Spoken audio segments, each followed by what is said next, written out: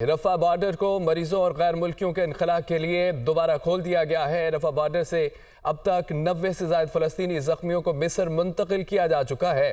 غزہ سے آج تیمارداروں سمیت 13 زخمی رفح کراسنگ سے مصر آئے ہیں۔ آپ کو بتائیں ایمبولینس پر اسرائیلی حملے کے بعد رفح کراسنگ کو بند کر دیا گیا تھا، مگر رفح بارڈر کو مریضوں اور غیر ملکیوں کے انخلاء کے لیے دوبارہ کھول دیا گیا ہے۔ رفح بارڈر سے اب تک 90 سے زائد فلسطینی زخمیوں کو مصر منتقل کیا جا چکا ہے۔ ایمبولینس پر اسرائیلی حملے کے بعد رفح کراسنگ کو بند کر دیا گیا تھا۔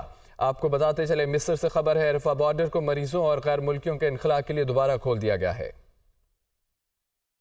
امریکہ کی اسرائیلی وزیر کی غزہ پر ایٹم بم گرانے کی دھمکی کی مذمت کی گئی ہے۔ اسرائیلی وزیر کی غزہ پر ایٹم بم گرانے کی دھمکی نفرت انگیز ہے۔ ترجمان امریکی وزارت خارجہ کی جانب سے کہا گیا، امریکہ اسرائیلی وزارت کے بیانات کی مذمت کرتا ہے، اور بتائیں کہ امریکہ اسرائیلی وزارت کے بیانات کی مذمت کرتا ہے۔ ترجمان امریکی محکمہ خزانہ نفرت انگیز بیان بازی سے پرہیز کریں۔ خبر یہ ہے کہ امریکہ کی اسرائیلی وزیر کی غزہ پر ایٹم بم گرانے کی دھمکی کی مذمت کی گئی ہے، اور اسرائیلی وزیر کی غزہ پر ایٹم بم گرانے کی دھمکی نفرت انگیز ہے۔ ترجمان امریکی وزارت خارجہ کی جانب سے یہ کہا گیا ہے۔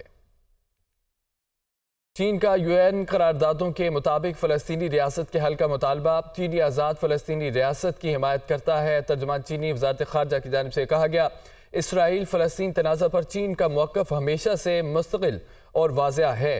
اسرائیل فلسطین تنازع کے حل کے لیے عالمی برادری کے ساتھ مل کر کام کرنے کو تیار ہے۔ چین کا UN قراردادوں کے مطابق فلسطینی ریاست کے حل کا یہ مطالبہ ہے۔ چین آزاد فلسطینی ریاست کی حمایت کرتا ہے۔ ترجمان چینی وزارت خارجہ کی جانب سے یہ بیان سامنے آیا۔ غزہ میں اسرائیلی بمباری نہ رک سکی۔ 24 گھنٹے کے دوران صہیونی فورسز نے 450 مقامات کو نشانہ بنایا۔ غزہ خون کی وادی میں تبدیل ہو گیا۔ شہادتوں کی تعداد 10,000 سے تجاوز کر گئی۔ امریکہ نے اپنی ایٹمی ابدوز بھی خطے میں بھیج دی ہے، جبکہ ادھر ترک صدر طیب اردوان نے فلسطینیوں کے ساتھ کھڑے رہنے کا عزم ظاہر کیا ہے۔ رپورٹ دیکھیے۔ غزہ میں نہتے فلسطینیوں پر اسرائیل کی بربریت کا سلسلہ جاری۔ اسرائیل نے غزہ کو خون کی وادی میں بدل کر رکھ دیا۔ 24 گھنٹوں کے دوران اسرائیلی فورسز نے الشاستی کیمپ، الزیتون، الصابرہ سمیت 400 سے زائد علاقوں کو نشانہ بنایا، جن میں 252 فلسطینی شہید اور درجنوں زخمی ہو گئے۔ ایک ماہ میں شہداء کی تعداد 10,000 کے قریب پہنچ گئی، جن میں 4,104 بچے اور 2,641 خواتین بھی شامل۔ دوسری طرف حماس بھی اسرائیل کے سامنے مزاحمت کر رہی ہے۔ حماس کی القسام بریگیڈ کے ترجمان کا کہنا ہے کہ اس نے 2 دن کے دوران 24 اسرائیلی فوجی گاڑیوں اور ٹینک کو تباہ کیا۔ اس کے علاوہ حماس کے سنائپرز رہائشی عمارتوں اور دیگر مقامات پر اسرائیلی فوجیوں کو نشانہ بنا رہے ہیں۔ اسرائیل کی طرف سے حماس کا راکٹ حملہ روکنے کے لیے ایئر ڈوم میزائل اپنے ہی علاقوں میں گر گیا۔ انہوں نے اسرائیل کی حفاظت اور دنیا پر دباؤ بڑھانے کے لیے اپنے بحری بیڑے کے بعد جوہری آبدوز بھی مشرق وسطی بھیج دی۔ امریکی سینٹرل کمانڈر نے تصدیق کی ہے کہ جوہری آبدوز سینٹ کام کی زیر نگرانی علاقے میں پہنچی ہے، تاہم انہوں نے مزید تفصیلات نہیں بتائیں۔ ترک صدر رجب طیب اردوان کا کہنا ہے کہ فلسطینی بھائیوں کو کبھی تنہا نہیں چھوڑیں گے۔ ریلی سے خطاب میں اردوان کا کہنا تھا کہ ترکیہ ہمیشہ فلسطینیوں کے ساتھ کھڑا ہے اور کھڑا رہے گا۔ فلسطینی بھائیوں کے ساتھ مل کر اسرائیلی جبر سے بچانا ہے۔ یہ ہماری تاریخی ذمہ داری ہے کہ اسرائیلی جرائم کو بے نقاب کریں۔ اقوام متحدہ کے گروپوں سمیت 18 عالمی تنظیموں نے فلسطین میں فوری سیز فائر کا مطالبہ کیا ہے۔ انٹر ایجنسی اسٹینڈنگ کمیٹی کی جانب سے جاری مشترکہ اعلامیے میں کہا گیا ہے کہ بہت ہو گیا، اب اسرائیلی حملوں کو ہر صورت رکنا چاہیے۔ اعلامیے میں مزید کہا گیا ہے کہ غزہ میں اسرائیل کی جانب سے عام شہریوں کا قتل سفاکیت ہے۔ ورلڈ فوڈ پروگرام کا کہنا ہے کہ غزہ میں غذائی اجناس کا موجودہ ذخیرہ 5 دنوں کا رہ گیا ہے۔ جنگ زدہ علاقوں میں ضروریات کے مطابق زیادہ خوراک نہیں بھیجی جا رہی ہے، جبکہ یورپی یونین نے غزہ کے لیے انسانی امداد میں 25 ملین یورو کے اضافے کا اعلان کیا ہے۔ یورپی یونین غزہ میں انسانی امداد کے لیے کل 100 ملین یورو دے گا۔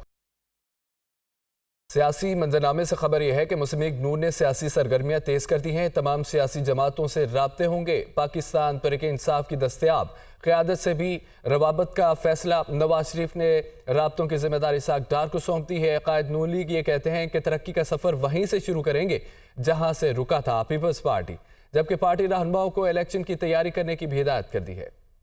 مسلم لیگ نون کے قائد نواز شریف کی تقریباً 4.5 سال بعد ماڈل ٹاؤن میں پارٹی سیکریٹریٹ آمد شہباز شریف سمیت دیگر رہنماؤں نے ان کا استقبال کیا۔ چیف آرگنائزر مریم نواز بھی ہمراہ تھیں۔ 2 گھنٹے سے جاری رہنے والے اجلاس کی اندرونی کہانی سامنے آ گئی۔ پارٹی ذرائع کے مطابق نواز شریف کا ملک کی تمام سیاسی جماعتوں سے رابطوں کا فیصلہ، ذمہ داری اسحاق ڈار کے سپرد۔ لیگی رہنما پیپلز پارٹی، جمعیت علماء اسلام، مسلم لیگ کاف، MQM اور استحکام پاکستان پارٹی سے سیاسی روابط کریں گے۔ سندھ اور بلوچستان کی قوم پرست جماعتوں سے بھی روابط بڑھائے جائیں گے۔ لیگی قیادت کا پاکستان تحریک انصاف کی دستیاب قیادت سے بھی رابطے کا فیصلہ۔ نواز شریف نے پارٹی رہنماؤں سے ملاقات میں کہا کہ پہلے کی طرح اب بھی عوامی خدمت کا سفر جاری رکھیں گے۔ کارکن انتخابات کی تیاری کریں، پاکستان کو ایشین ٹائیگر بنائیں گے۔ مریم اورنگزیب اور خواجہ سعد رفیق نے میڈیا سے گفتگو میں کہا کہ 21 اکتوبر کو عوام میاں نواز شریف کو چوتھی بار وزیر اعظم بنا چکے ہیں۔ نواز شریف نے وطن واپس آنا ہی تھا، سب کے لیے لیول پلینگ فیلڈ ہے، کسی کو باہر نہیں رکھنا چاہتے۔ کوئی ڈیل نہیں ہے، نواز شریف صاحب نے واپس ہی آنا تھا اور یہ بالکل اپروپریٹ ٹائم ہے ان کے واپس آنے کا۔ سب کو لڑنا چاہیے، سب کا انتخابی نشان بیلٹ پیپر کے اوپر ہونا چاہیے، اور اگر کوئی جیل میں ہے تو عدالت کو اس کے ساتھ جو بھی انصاف کا معاملہ ہے وہ کرنا چاہیے، ہمیں کوئی اعتراض نہیں ہے۔ جو پاکستان کی سیاست کی فیلڈ ہے، جو پاکستان کے عوام کی فیلڈ ہے، وہ 21 اکتوبر کو پورے پاکستان نے اور سیاسی جماعتوں نے دیکھی۔ تو اس وقت جو لیول پلینگ فیلڈ کی بات کر رہے ہیں، ان کو میرا مشورہ ہے کہ وہ لیول پلینگ فیلڈ کا رونا نہ روئیں، بلکہ فیلڈ میں الیکشن کی تیاری کریں جیسے پاکستان مسلم لیگ نون کر رہی۔ فلسطینیوں سے اظہار یکجہتی کے لیے مسلم لیگ نون نے 11 نومبر کو جنرل کونسل اجلاس بھی بلا لیا۔ انتخابات سے قبل ہر گزرتے روز کے ساتھ سیاسی رابطوں میں تیزی دکھائی دے رہی ہے۔ قائد نون لیگ نواز شریف اور سابق صدر آصف علی زرداری کے درمیان ٹیلی فونک رابطہ ہوا۔ دونوں رہنماؤں نے ریاست کو بچانے کے لیے مل کر چلنے پر اتفاق کیا۔ MQM پاکستان کا وفد آج نواز شریف سے ملاقات کرے گا۔ حسن رضا کی رپورٹ دیکھیے۔ ملکی سیاسی منظر نامے پر پھر ہلچل، 2 بڑی سیاسی جماعتوں کے قائدین کا رابطہ، میاں نواز شریف اور آصف زرداری کے درمیان ٹیلی فونک گفتگو۔ شریک چیئرمین پیپلز پارٹی نے قائد مسلم لیگ نون کو وطن واپسی پر مبارکباد دی۔ نواز شریف اور آصف زرداری کا ریاست کو بچانے کے لیے مل کر کردار ادا کرنے پر اتفاق۔ دونوں رہنماؤں کا ملک کو درپیش معاشی مشکلات پر بھی تبادلہ خیال۔ عوام کو ریلیف کی فراہمی کے لیے اہم فیصلے کرنے پر بھی رضامندی کا اظہار۔ آصف زرداری اور نواز شریف کی ایک دوسرے کو ملاقات کی بھی دعوت۔ دونوں رہنماؤں کے درمیان جلد ملاقات کا امکان ہے۔ مسلم لیگ نون نے مختلف جماعتوں سے رابطوں کے لیے دیگر پارٹی رہنماؤں کو بھی ٹاسک سونپ دیے گئے ہیں۔ MQM کا وفد نواز شریف سے ملے گا۔ وفد میں خالد مقبول صدیقی، مصطفیٰ کمال اور فاروق ستار شامل ہوں گے۔ چیئرمین پیپلز پارٹی بلال بھٹو کہتے ہیں کہ ہم اپنے بلبوتے پر الیکشن لڑیں گے۔ آصف زرداری اور نواز شریف رابطہ پرانی خبر ہے، اگر کوئی فون کرتا ہے تو اتنی بڑی خبر نہیں ہونی چاہیے۔ مزید یہ بھی کہا کہ بلدیاتی انتخابات میں عوام نے بتا دیا پیپلز پارٹی کے ساتھ ہیں۔ 8 فروری پیپلز پارٹی کی جیت کا دن ہوگا۔ آئندہ وزیر اعظم لاہور سے نہیں ہوگا۔ وہ کراچی میں میڈیا سے گفتگو کر رہے تھے، آپ بھی سنیے۔ ہمارا رابطہ تمام سیاسی جماعتوں کے ساتھ رہے گا اور الیکشنز میں پاکستان پیپلز پارٹی اپنے بلبوتے پہ، اپنا منشور پہ، اپنا نظریہ کے مطابق لڑیں گے۔ ہر پاکستان کی شہری ایک امیدوار تو بن سکتا ہے، مگر آخر جو فیصلہ ہے وہ عوام کریں گے، اور میں پر امید ہوں کہ پاکستان کے عوام اس بار پاکستان کا وزیر اعظم لاہور سے تو نہیں ہو۔ صدر زرداری صاحب کا جو رابطہ ہوا تھا میاں صاحب کے ساتھ، وہ تو اپنا ان کا وطن واپسی کے آج خبر آئی ہے، آج شاید خبر آیا ہوگا، خبر پرانا ہے۔ انشاءاللہ تعالی ہمارا یہ امید ہے کہ تاریخ میں پہلی بار اب پاکستان پیپلز پارٹی کا نہ صرف KMC میں حکومت ہوگا، نہ صرف صوبائی حکومت ہوگا، مگر ساتھ ساتھ وفاقی حکومت ہوگا۔ سیکیورٹی فورسز نے دہشت گردوں کی موجودگی کی اطلاع پر وادی 13 میں آپریشن کیا۔ فائرنگ کے تبادلے میں 3 دہشت گرد جہنم واصل ہو گئے، جبکہ لیفٹیننٹ کرنل محمد حسن حیدر سمیت 4 فوجی جوان شہید ہو گئے۔ اسلام آباد سے رپورٹ دیکھیے۔ سیکورٹی فورسز کا دہشت گردوں کی موجودگی کی اطلاعات پر وادی 13 میں آپریشن۔ فائرنگ کے تبادلے میں لیفٹیننٹ کرنل سمیت 4 فوجی جوان شہید، 3 دہشت گرد جہنم واصل، 3 زخمی ہو گئے۔ ISPR کے مطابق 6 نومبر کی رات آپریشن کے دوران شدید فائرنگ کے تبادلے میں آپریشن کی قیادت کرنے والے 43 سالہ لیفٹیننٹ کرنل محمد حسن حیدر، نائک خوشدل خان، رفیق خان، لانس نائک عبد القادر جامع شہادت نوش کر گئے۔ ترجمان پاک فوج کے مطابق علاقے میں باقی دہشت گردوں کا صفایا کرنے کے لیے آپریشن جاری ہے۔ ISPR کی جانب سے جاری اعلامیے میں کہا گیا کہ سیکورٹی فورسز پاکستان سے دہشت گردی کی لعنت کو جڑ سے ختم کرنے کے لیے پرعزم ہیں، اور بہادر جوانوں کی قربانیاں اس عزم کو مزید مستحکم بناتی ہیں۔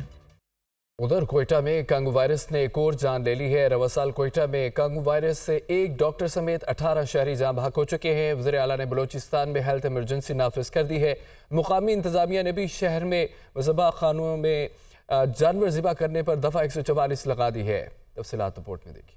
कोयटा में 37 साला दौलत खान कांगो वायरस की अलामात ज़ाहिर होने पर फातिमा जिन्ना इंस्टीट्यूट ऑफ चेस्ट डिसीज़ लाया गया, जहां वो जेर इलाज रहने के बाद दम तोड़ गया। रवां साल फातिमा जिन्ना इंस्टीट्यूट में कांगो वायरस के 54 मुस्बत केसेस रिपोर्ट हुए, जिनमें से 17 अफराद दौरान इलाज इंतकाल कर गए। हंगामी सूरत हाल पैदा हुई है, हम इससे निपटने के लिए पूरी तरह से तैयार हैं और हमारे पास मरीज़ आ रहे हैं और हम उनका इलाज भी कर रहे हैं। इससे पहले 3 नवंबर को सिविल अस्पताल के मेडिकल वार्ड नंबर 1 में अचानक से कांगो वायरस की वबा फूट गई। 8 डॉक्टर्स समेत 12 अफराद में वायरस की तस्दीक होने पर उन्हें कराची मुंतकिल किया गया, जहां डॉक्टर शकरुल्लाह दौरान इलाज दम तोड़ गए। हमने इस वक्त सिर्फ और सिर्फ मेडिकल के हवाले से जो मेडिसिन के पेशेंट हैं, हमने वो सर्विसेज रोक दी और डायलिसिस हमने रोक दी फिलहाल। बाकी अल्हम्दुलिल्लाह सारे हमारे सिस्टम चल रही। सिर्फ हमने सुबह एक और डिसीजन आज लिया कि हमने डेंटल में ओपीडी चल रही है हमारी, मगर डेंटल सेक्शन में जो प्रोसीजर होते हैं हमारे यहाँ पे, चाहे वो दांत निकालने का हो, चाहे दांत भरने का हो या बाकी सर्जरी हो, हमने 3 दिन के लिए उसको भी रोकवा दिया है फिलहाल। सिविल अस्पताल में कांगो वायरस फैलाव की वजूहत जानने के लिए 2 रुकनी टीम इस्लामाबाद से कोयटा पहुँच गई है। दूसरी जानिब सूबाई हुकूमत ने कोयटा में 2 हफ्ते के लिए निजी मज़बा खानों पर दफ़ा 144 के तहत पाबंदी आयद कर दी।